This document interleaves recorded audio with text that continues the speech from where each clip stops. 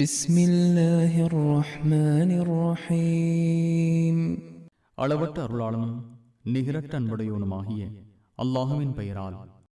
يا أيها الذين آمنوا إذا نودي للصلاة من يوم الجمعة فاسعوا إلى ذكر الله وذروا البيع ذلكم خير لكم إن كنتم تعلمون.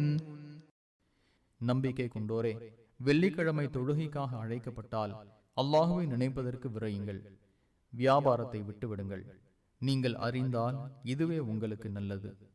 فإذا قضيت الصلاة فانتشروا في الأرض وابتغوا من فضل الله واذكروا الله كثيرا لعلكم تفلحون.